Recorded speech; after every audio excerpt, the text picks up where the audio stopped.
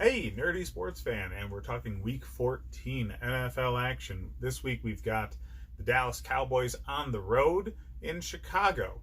And man, just disappointment abounds on both sides here. And somehow, Dallas still has playoff position because they're still winning their division.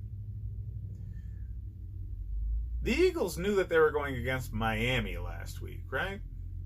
Uh, ugh, Disappointing on all fronts here. But, anyways, both teams have been kind of crap. And Dak Prescott, Mitch Trubisky,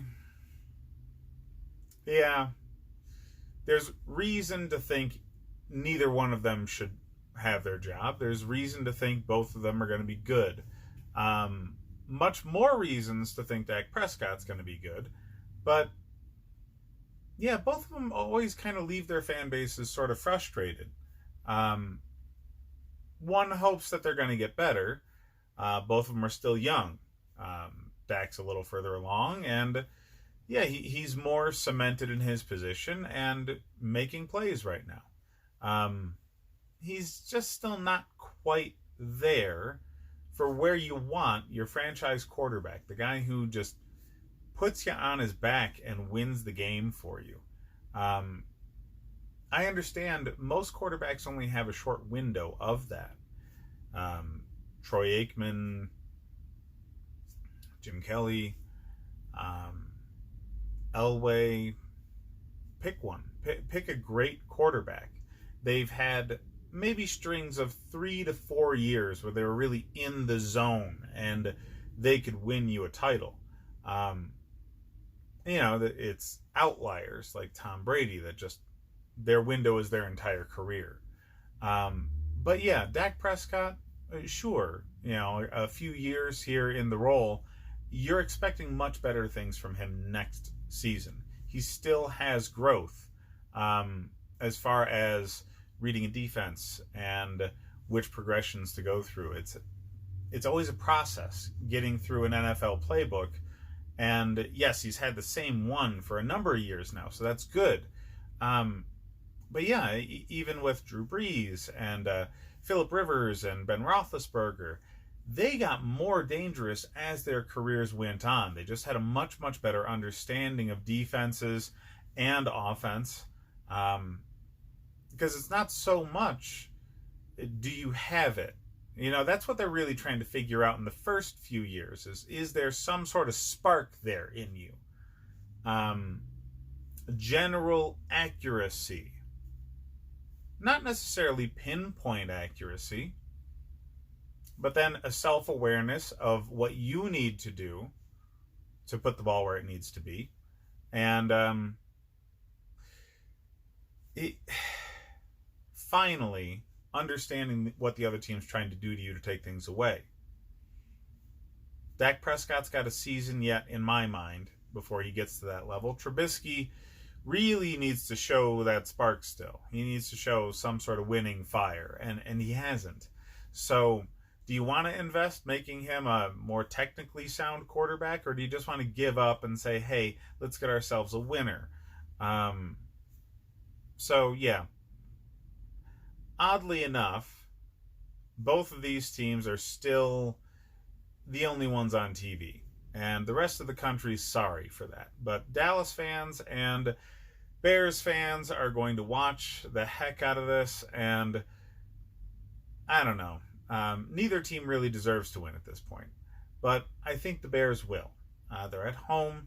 And their defense is very, very good, but just undermanned. People forget, Trevathan and Amukamara are out, and both of them are key cogs of this defense. Covering well and attacking the running game. They can't do it as well without those guys. So, yeah, Khalil Mack not playing up to the level he was last season is a big shot. But it's not the whole story for why their defense isn't as good as it was last year. Mind you, they're still very freaking good. So, they're going to give Dallas the same kind of problems that Buffalo gave them. And New England gave them. Really good defenses. that have some depth to them, can attack the running game and cover. You've got their number. You have Dallas's number if you can actually match up with your defense against their offense. Because their defense is crap. Oh, man.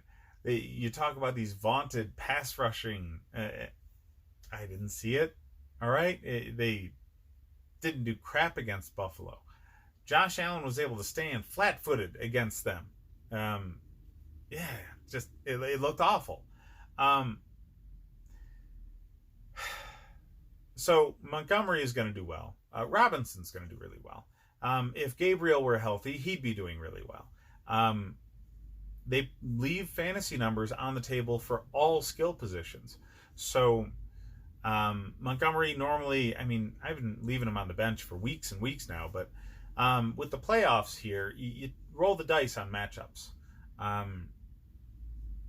Those football bounces, it's really a puncher's sort of chance that you're looking at for fantasy football playoffs. And plays like David Montgomery against Dallas is a good one. Running game tends to do well on Thursday night matchups. Offenses can do pretty darn good. Everybody gets a little more vanilla, but when they get vanilla, the running game gets better. And Dallas is pretty crap against the run. Van Der Esch has been hurt a lot of the time, so, they're undermanned in key positions on defense too. I would play Montgomery pretty confidently. Very, very high-end flex play. Two running back two, right in that range. But if you have a flex position, he's in it. Okay? Robinson needs to be in the starting lineup. They're desperate. The coach is coaching for his job because, man, he laid an egg this season. So he needs to remind, the ownership and the GM that he can actually run an offense. It requires remembering you have a running back, and they were missing that early in the season. Montgomery's come on of late. But no, Robinson, he's going to get shots. When they run the ball more, it opens things up. People forget that. It keeps the defense honest when you can run the ball effectively. So Robinson's going to get more single coverage. That's just how defenses work. So, I would expect him to have a big game. Again, this would have been a good game for Gabriel if he was healthy. He may play. Keep an eye on his status. As far as Dallas goes, Ezekiel Elliott's always a must start, but I don't picture him having his best game against the Bears. Amari Cooper is the only target worth consistently playing, but he's hurt. So, man, that is dicey. He might go, but he was worthless at the end of the Bills game. So, do you think that he's going to be effective even if he does play? Probably not. Michael Gallup, he's a viable option when Amari Cooper's there. That's it. Other teams are going to know enough to give better coverage to Gallup now and take that over-the-top passing game away entirely. So I really avoid starting Cowboys at all this week until we have some sort of status on Amari Cooper. It's going to have a grand effect on the offense as a whole. Elliott is still not necessarily in game shape. He needed to be taken out of games. He's getting... Pollard is coming in too much. All right? It's like they're resting Zeke. And, maybe training in the Caribbean wasn't necessarily the greatest idea there, big guy. But because of the absence of Cooper, defenses are going to be able to just take Gallup and Ezekiel Elliott away very, very easily. And that's going to ruin any sort of fantasy performance from anybody from Dallas. So avoid that like the plague.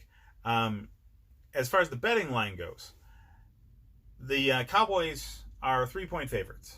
And it doesn't make sense to me. I saw what happened to Amari Cooper's knee, and I know what's going on between Jerry Jones and Jason Garrett. I understand the Bears have had their problems, but they're at home. Dallas is absolutely no better. They're both 6-6 with 3-3 records at home and on the road. They are so dead nuts even, it's insane. And the Bears are at home. So, makes no sense. I bet the Bears all freaking day. That's it for this game, guys. Mostly my disappointment in both quarterbacks and where both teams are. Sorry for unloading on you.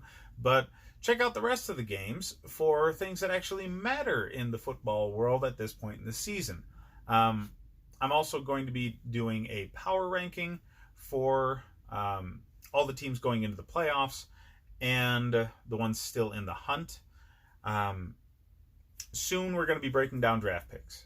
So as the season shakes out, you're going to know who's in first position through 10th position. That's going to be big. So we got to get into the top 10 draftable players to see who's going to go where, and that's going to be in the coming weeks. So stay tuned for those. Hit like and subscribe if you enjoy the content, and I will see you next week.